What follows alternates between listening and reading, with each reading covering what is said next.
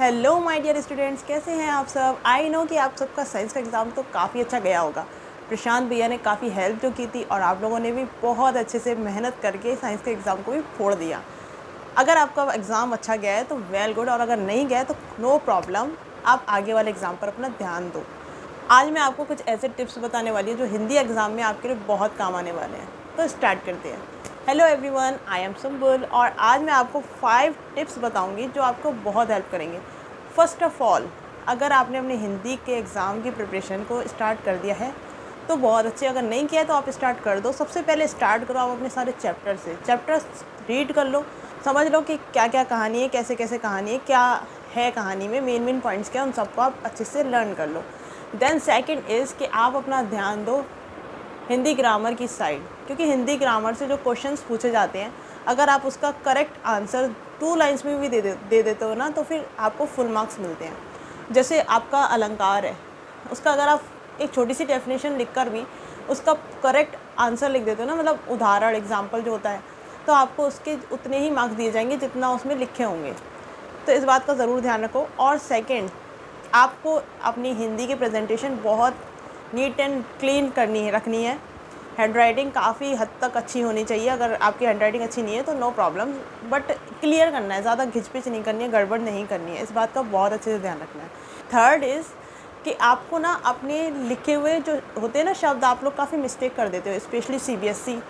उनको हिंदी पसंद ही नहीं होती है लिखना, क्योंकि वो सब इंग्लिश में ही लिखते आ रहे होते हैं, तो इन्हें हिंदी ज़्यादा लिखना पसंद नहीं होती और बहुत मिस्टेक्स करते हैं।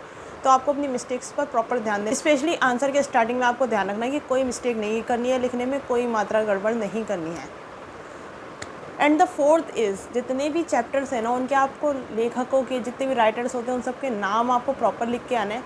क्योंकि 2-3 चीज़ें बहुत ज़्यादा नोट की जाती हैं हिंदी के एग्ज़ाम में। फर्स्ट, कि आपको चैप्टर का नाम पता हो, जो आपका आता है कि पैसेज आता है कि उसके आप व्याख्या वगैरह करो। तो इसमें आपको ये 2-3 चीज़ें ध्यान रखनी होती है, एक चैप्टर का नाम और एक लेखक कौन है, उसका राइटर कौन है, और थोड़ी बहुत स्टोरी जो आपको लर्न है। वैसे तो आप लाइन देख के ही समझ जाओगे कि कौन से चैप्टर की लाइन से आप लिख सकते हो। आप अंदर तो कुछ भी लिख दो, कोई प्रॉब्लम नहीं है, बट उसका नाम और लेखक का नाम आप बिल्कुल सही लिख के आना।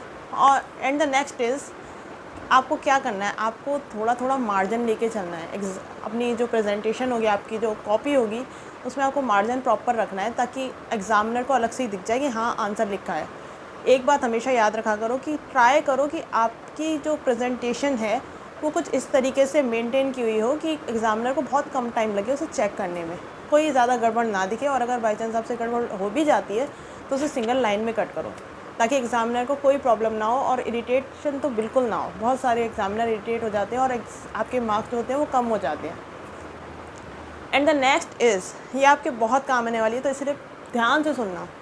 आप देखोगे कि आपके जो पेपर है वो लेंथी होता है हिंदी का, आपकी लिखने की स्पीड आपको इम्प्रूव करनी पड़ती है, जल्दी जल्दी लिखना पड़ता है। आपको इस चीज़ का ध्यान रखना है कि आप सपोज़ कि बीच में 2-3 मार्क्स वाले आपके क्वेश्चन हैं, मिडल में आपके जो पेपर के स्टार्टिंग में तो आपको वो दिखेंगे आपके पैसेजेस वगैरह जो आपने अभी तक पढ़े ही नहीं होंगे, वो अनसीन पैसेज टाइप। उसके आगे आपको ग्रामर वगैरह दिख सकता है या फिर आपके चैप्टर से रिलेटेड दिख सकता है। आपको ध्यान ये रखना है कि 2 या 3 जो मार्क्स वाले क्वेश्चंस होते हैं उन्हें आप बाद में कर लेना, पहले आप उनको कर लेना जिसमें आपको ज़्यादा मार्क्स मिलने के चांसेस है।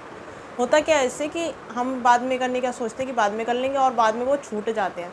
तो जहाँ आपके 2-3 मार्क्स छूटेंगे, अगर 2-3 वाला, मान लो कि 2-3 मार्क्स वाला आपका एग्ज़ाम आंसर छूट रहा है लिखना, और अगर आप 6 वाला पहले अटैम्प्ट कर रहे हो तो कम से कम उसके कुछ मार्क्स तो मिल जाएंगे ना, पूरा का पूरा तो आपका नहीं छूटेगा ना। तो ध्यान रखना है इस बात का। वैसे तो आई होप कि आप लोग अपना एग्ज़ाम पेपर जो है फुल कंप्लीट करके आते होंगे, कि कुछ छूटे ना, प्रॉपर टाइम लेके चलते होंगे, टाइम मैनेज करते होंगे।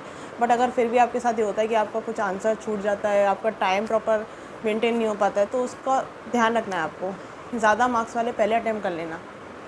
मैं भी अपने मार्क्स अच्छे खासे लेके आ गई थी हिंदी में, तो मैंने सोचा कि आपसे अपना एक्सपीरियंस शेयर करती हूँ। मैं भी यही क्या करती थी, मैंने सारे चैप्टर्स पढ़ती थी, लेखकों के नाम पढ़ती थी, और मैंने यूपी बोर्ड से करा है तो फिर उसमें रचनाएँ वगैरह इनके नाम भी देखने होते हैं, और जीवनी भी आती है हमारे में, तो मैं वो भी लर्न करती थी। मुझे टाइम लगता था बट मैं लर्न कर देती थी। मैं मेन ज़्यादा देख लेती थी, जैसे कि लेखक का जन्म कब हुआ, कहाँ के थे, पूरा नाम क्या था, और उनका निधन कब हुआ, और उनकी रचनाएं कौन कौन सी थी। मेन मैं यही देख लेती थी। सबकी एक जैसी ही होती है मोस्टली, तो मैं हर किसी में थोड़े बहुत मिक्स कर देती थी, तो इतना ज़्यादा प्रॉब्लम नहीं होती थी। तो आपको भी इस बात का याद रखना है कि अगर आप मिक्स भी कर रहे हो ना बीच में, जैसे आपको नहीं आ रहा है तो आप मिक्स कर रहे हो, तो उसको भी बहुत स्मार्टली तरीके से मिक्स करना है। ऐसा ना लगे एग्जामिनर को कि आपने बिल्कुल भी नहीं पढ़ा है। और ऐसा तो बिल्कुल मत करना कि आप बिना पढ़े ही चले जाओ, थोड़ा बहुत तो पढ़ ही लेना। अब लाली मैम की मैराथन हो या फिर किसी और टीचर की हो, जिसकी भी आप देखते हो, आप अच्छे से देखो प्रॉपर। अभी 2-3 दिन है हिंदी के एग्ज़ाम में, आप आराम से कर लोगे। So all the very best. और हाँ, अलंकार के जो उदाहरण होते हैं ना, उनको आप ध्यान से देख लेना, आप चेक कर लेना ईजी वे में। आपको अलंकार जहाँ से समझ में आ जाए आप समझ लेना, क्योंकि अलंकार की जो परिभाषा आती है लिखने के लिए, डेफिनेशन और एग्जाम्पल लिखना आता है, वो थोड़ा टफ़ दिखाते हैं, बुक वगैरह में टफ़ आपको मिलता है। तो आप ट्राई करना कि आप समझ लो अलंकार वगैरह को, उनके एग्जाम्पल भी बहुत ईजी मिल जाते हैं। अगर आप कहोगे तो मैं अलंकार के ऊपर वीडियो भी लेके आ जाऊँगी।